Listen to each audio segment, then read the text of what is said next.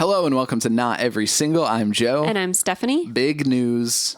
We saw Paramore live at Madison Square Garden. Oh my gosh, it was kind of to me, a last minute thing. You surprised me. Yeah, we knew the show was upcoming and we saw maybe sometimes the day of you can get cheap tickets that are like obstructed view or whatever. But worked out a surprise and got us pretty good seats.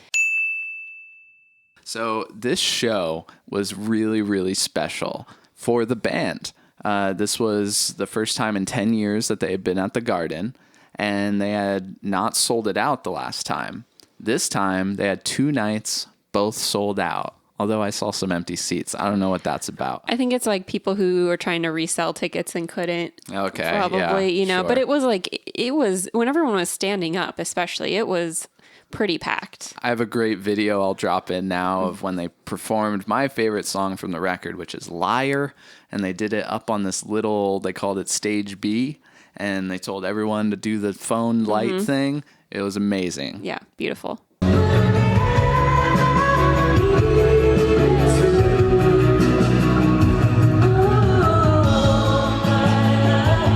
And the show really made me appreciate certain songs more. I think that usually happens at a concert, and you can never predict which songs you're going to like more after the show. I found myself really into Figure 8 once I saw it live. That's amazing live. Yeah, everything was phenomenal.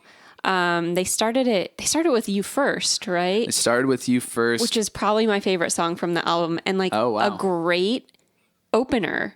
A great live opener. Yeah, I kind of thought it would be This Is Why. That's kind of the no-brainer, and I think what they were opening their festival shows with last summer. But that's because it was the only single out at the time. Now, yeah, we come into this arena tour, and it starts with You First. You hear that interesting guitar thing. I think it's one of these that's played like this, or he taps the fretboard. Yeah. And then when the drums and everything kick in, oh man, it's just in your face.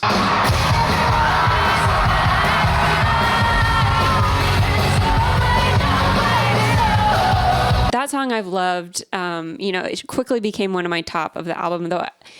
I don't know. I love everything on the album so much, so it's really hard. They played most of it. They played almost the whole album. But one thing I noticed was some of the stuff that played so much better live than I would have thought. Not that I didn't think it would be good, but something like The News was like, wow, the chorus really plays. Well, that was live. Our big complaint. Yeah. It's one of our most popular videos on this channel is us kind of complaining about the news doesn't really hit as hard as it should. The guitars, it feels like one of the main guitars is muted on the song or something. And when you get to the chorus, especially, you can kind of make out one of the guitars in the right ear or something doing a whammy thing. But it's missing some oomph. So when you hear it coming at you that loud at Madison Square Garden, it hits as hard as it should. Yeah. Yeah, I can't remember all the ones that stood out, but just ones that I thought, on the album, not that it's bad on the album, it just seems like, sort of not, the songs aren't necessarily arena rocker songs. Yeah. And then you get to the crowd, of course, is phenomenal. We wear earplugs always. Always. Wear earplugs at concerts. Earplugs. And you just even disregarding the huge sound of the band playing. Yeah.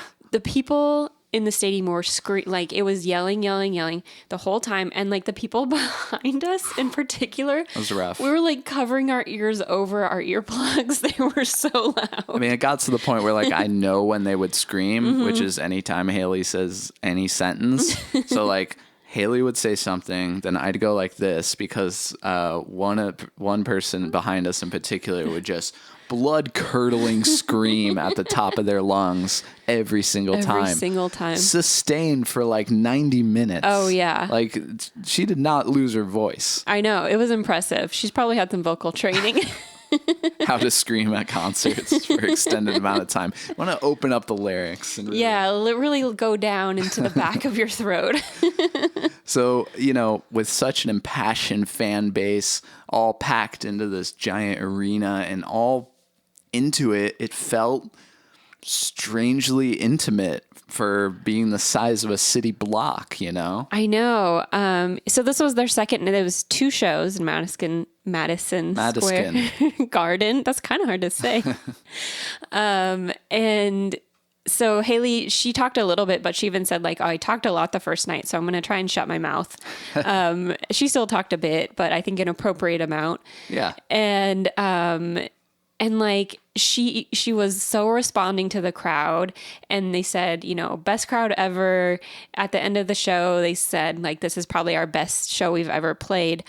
I believe some of the other shows they're playing are probably just as good as that one, because it seems like the audience is so there, and she really feeds off of it. And the band as a whole, they really feed off of it. And there's so much joy in this tour. It's just so great to see. It really felt very positive. The overall vibe, the messaging of the show. They had some videos playing on the screens at certain points that were really about them and their relationship. And, you know, she's saying things in the video like, these 2 people, I've never been closer to anyone in my life. And then they like launch into something from This Is Why. And it just like, it really felt like a celebration of the band and where they're at right now, which is really cool to see. You know, it didn't come off as self-indulgent. It came off as like, we made it and we're all like doing this together. How awesome is this? Yeah. I mean, it really feels like, I mean, we don't talk about this that much, but we are in a band together,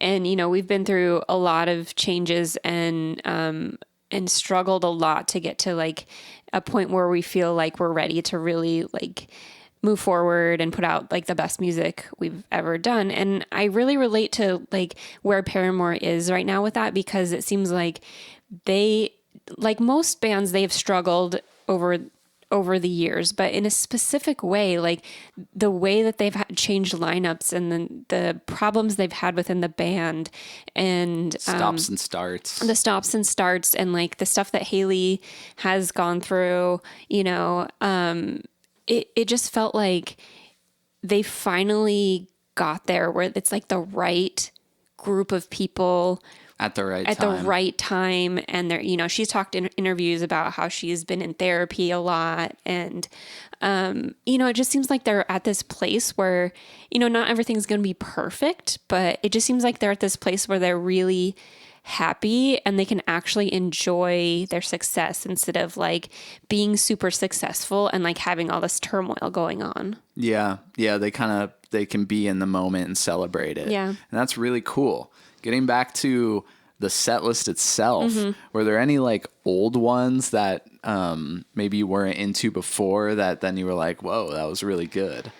I mean, yeah, I've only listened to like some of their albums. I've listened to After Laughter a couple times, and like Self-Titled Riot and Self-Titled. Yeah. I think everything was pretty great live. I mean, I always feel After Laughter is like has so much potential, but a lot of the songs feel like unfinished to me. So I was interesting when you said that you liked Caught in the Middle live. Yeah, that was a song that I had never heard before, and they did this little like After Laughter suite where they played like 2 songs and with some like extended intro and outro, and it was Caught in the Middle, preceded by Hard Times. Yeah, and I felt with both songs that like I really like the choruses. They're hitting me. They're catchy. They're awesome. But like the rest of the song isn't as interesting. Right. And that kind of remained live. But there were some older ones, like when they played All I Wanted, where it was like, whoa, like I've heard this song before and thought it was pretty good, but this thing is like killer. Yeah. Yeah, and she's really, she's always been an incredible singer. She is completely at the top of her game vocally. I'm like really in awe of her ability. The stuff she's doing live, and she's running around the stage too. It's really physically demanding. It's a lot of cardio. Yeah. Was there anything that you wish you had heard? I mean, we've talked about this, but Fast in My Car. Yeah, there's 2 songs from Self-Titled that I really would have loved to hear. That's Fast in My Car. I understand, you know, they don't really play it anymore. It's not like a popular song or anything, just a song we really like. And Now, which strangely enough, I believe was the lead single from Self-Titled, but got so overshadowed by the massive hit that is Ain't It Fun and Still Into You. So obviously we got those two, but now has sort of been like brushed over in the conversation, you know, like it's not really thought of as like, oh, one of their big singles. But I think especially live, that song is killer, and I would have loved to have heard it. But you know, there wasn't that much old stuff. It was very focused on the new record. Yeah. Yeah. I mean, they've been doing Misery Business again, it's just really fun, especially because the crowd is so out of their minds when she plays it. I think another song I would have loved to hear was Simmer off of Petals for Armor, the solo. They play it live sometimes. Sometimes they do it. Yeah. And oh, it's just such a brilliant song. Oh my gosh. You gotta, if you haven't heard Petals for Armor, like Simmer and Cinnamon. Those two and are like are there's really a couple great. others. Yeah. So, I mean, overall, one of the best shows I've seen, certainly one of the best giant shows I've seen. Sometimes it can feel like, well, what was even the point of this? I'm so far back. I don't really feel like I'm in it. It feels like them down there, they're in it, and I'm just kind of observing from up here with like one of these binoculars things. But this felt so engaging and powerful. It sounded great in there, which I was worried about. Yeah, it sounded incredible. Shout out to also Block Party opened, which is a great band that we've seen before kind of in their peak.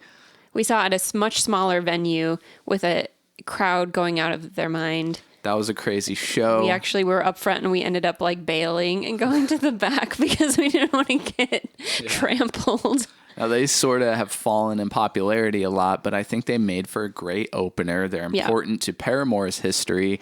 And so it just like, it felt fitting with this whole narrative of celebrating where the band's at right now to have Block Party on there.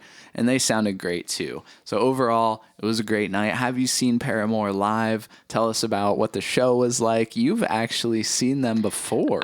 Before I say that, I do also want to say, apparently David Byrne was just in the audience. That's awesome. And now I'll never get to meet him and say how much I liked Pay Attention from the Sack Luggage Bunch. That is a great song. Now that you mentioned that he was in the audience, I did like at one point I looked over and I did see a man in just like a massive suit.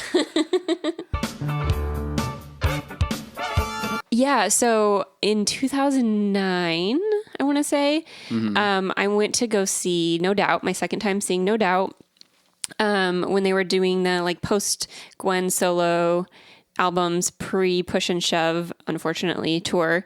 And so they had opening The Sounds and Paramore. So at the time, I was only familiar with Paramore because of like Misery Business, I guess. Yeah. And it was sort of just like one of those, like, I just felt, for whatever reason, I just didn't want to be interested in Paramore. I don't know why. There wasn't a real reason. I didn't listen to tons of wide variety of music back then, so I just never got around to it. You were just kind of all in on No Doubt. Yeah, and Garbage and some other stuff. Yeah. So we went to the show. I wanted to listen to The Sounds because I liked them. And then Paramore came on and me and my friend went to the merch booth because it wasn't busy at that time. But it was only for a few minutes. I came back and I had that kind of thing like, well, I don't really listen to Paramore, but I guess Haley is like a really great live performer and I got to give her props. Right. I wish I had been more appreciative at the time. So I'm sorry, Haley. You deserved more from me. I think we made up for it for this one. Yeah. So I want to hear your live stories. Tell us about seeing this band live, or are you going to see them live? Tell us all about it. And I'm sure we'll talk about this band soon in some capacity. I've never really heard Riot all the way through. And so maybe that's our next deep dive, the next time we talk about Paramore. Thanks for watching. This is Not Every Single. I'm Joe. And I'm Stephanie. Bye.